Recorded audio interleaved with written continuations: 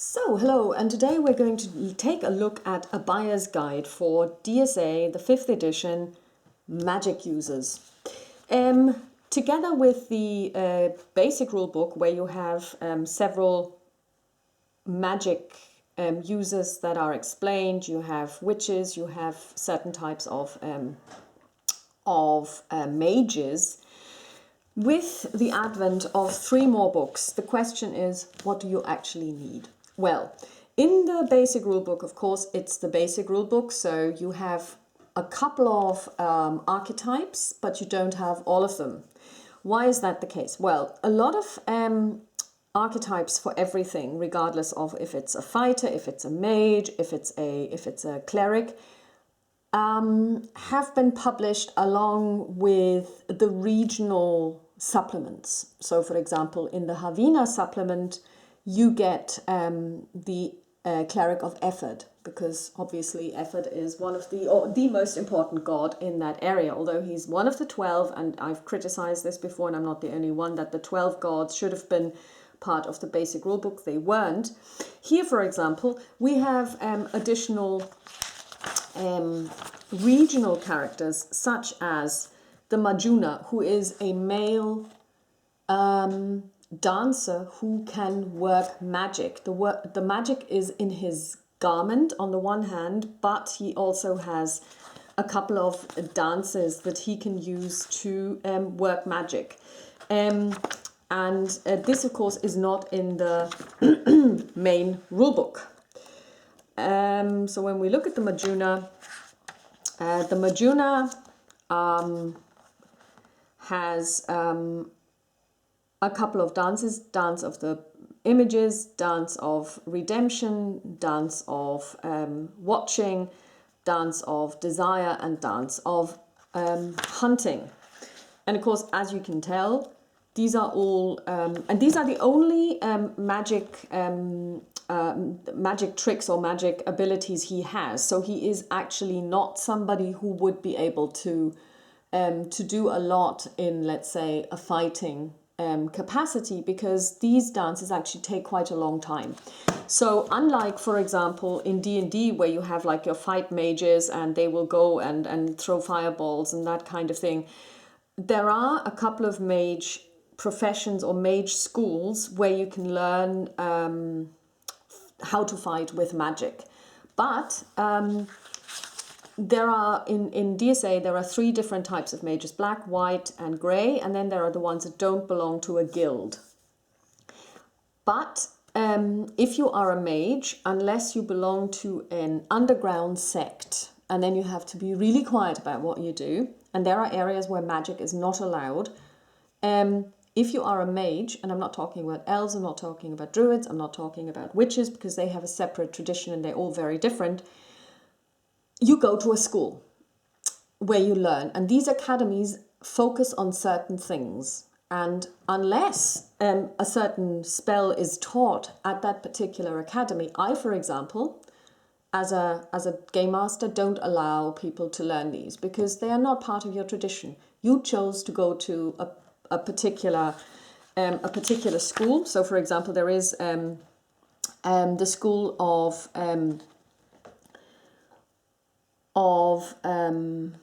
coercion in Neersand, where people learn how to use their minds to coerce other people to do something. And coercion can be anything. It can be to make you a friend, or to make you do certain things, or to read your mind. So these are all the things that they learn there. They will not be able to throw a fireball or the DSA equivalent, because that's not part of their tradition. Likewise, mages come by their magic abilities because they have a certain innate magical essence which they can use, ASP, but they learn how to use magic. So they dissect, and this has been going on for a very long time. They've been dissecting magical matrices and describing them in the form of spells, and you have to study them, you have to learn them. Witches, on the other hand, are given their abilities by nature, and they get their abilities and their spells from nature. So, for example, a witch that is you know, riding on her broomstick, can't cast any spells because you have to have your legs, your feet on the ground.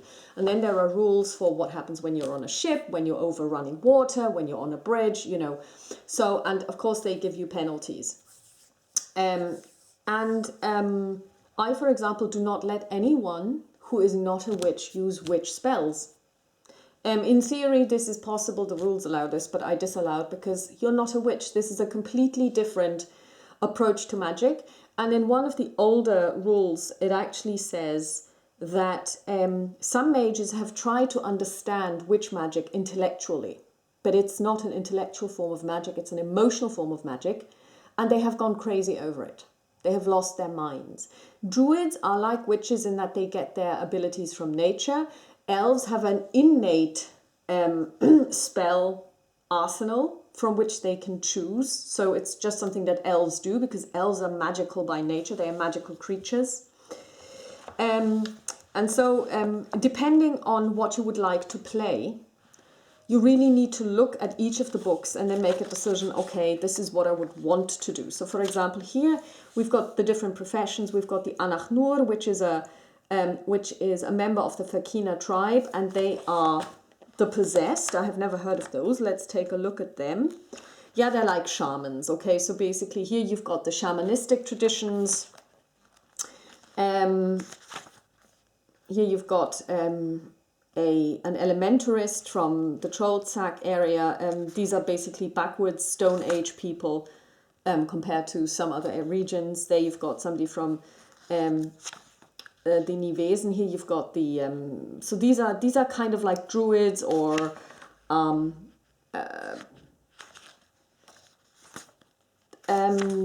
shamans, you know, that kind of thing. Although I think sometimes that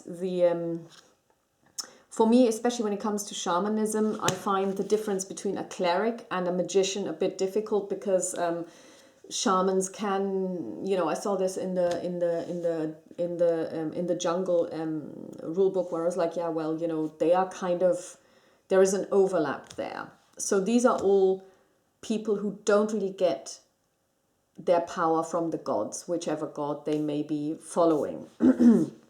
But of course, when you look at them, they may be shamanistic, or it may look like a shaman to you.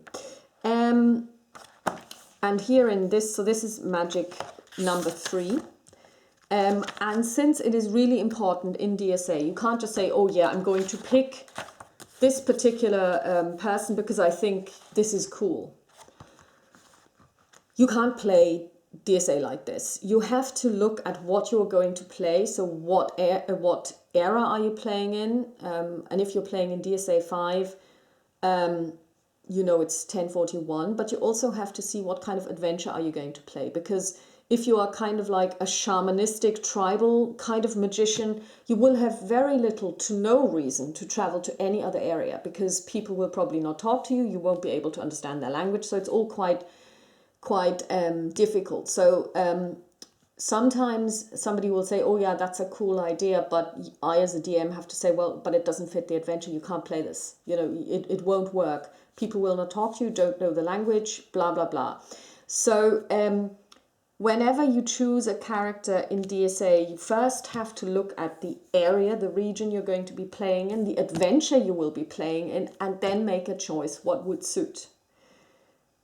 Rather than saying, oh, I've got this cool idea for a character, and then give it to the DM and say, please make it work. So that's not how DSA works. And here in the second book, I believe that's the one where you find most of the witches.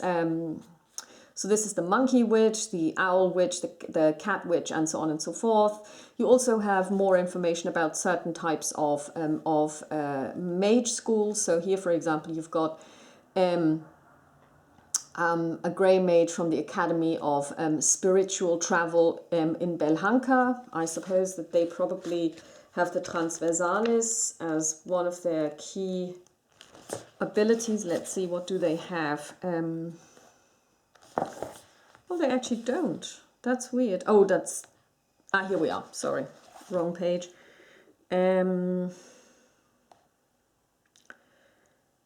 Yeah, transversalis, yeah.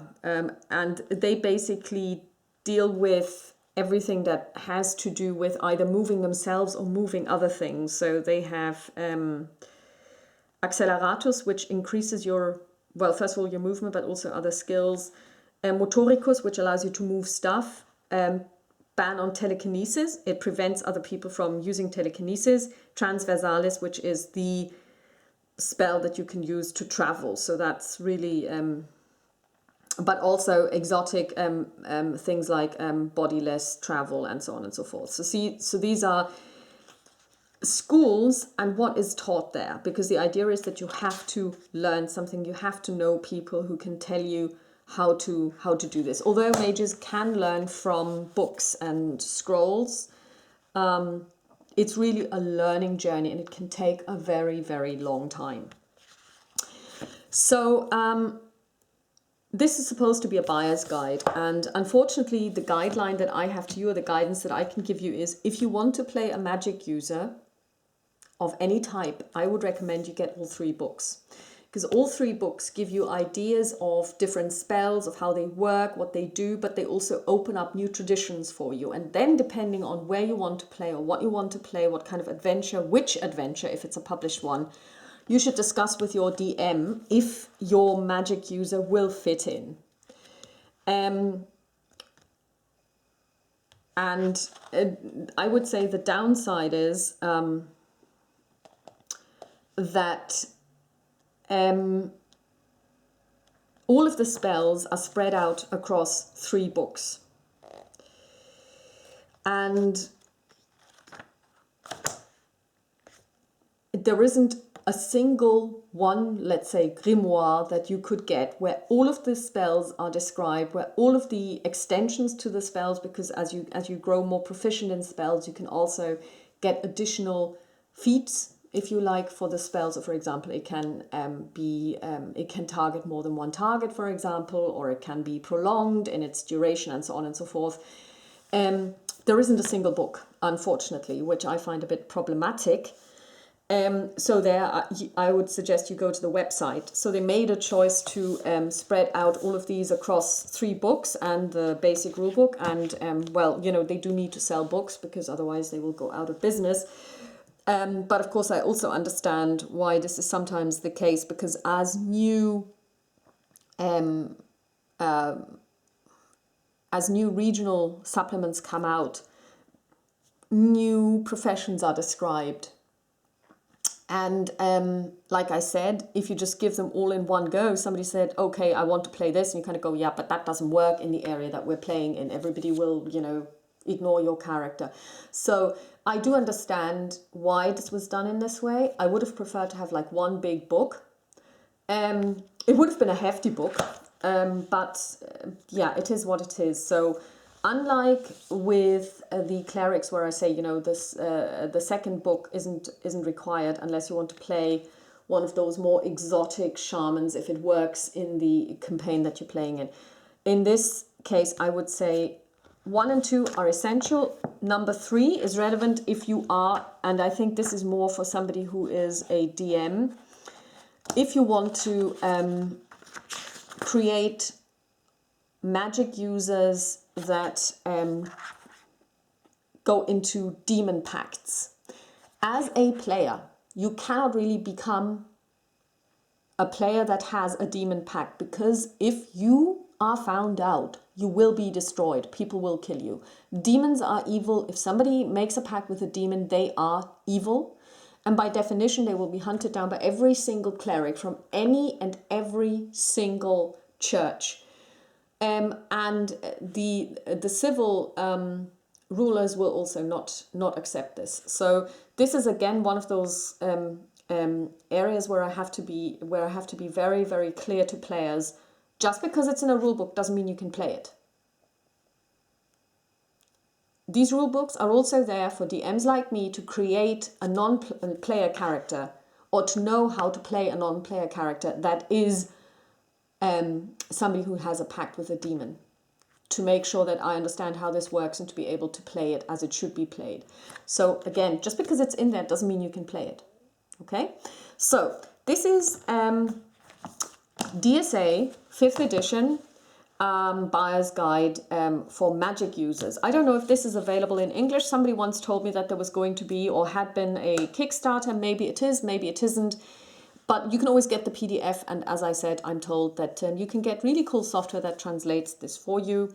And I would say it's a recommendation. I really like these books very much. Bye.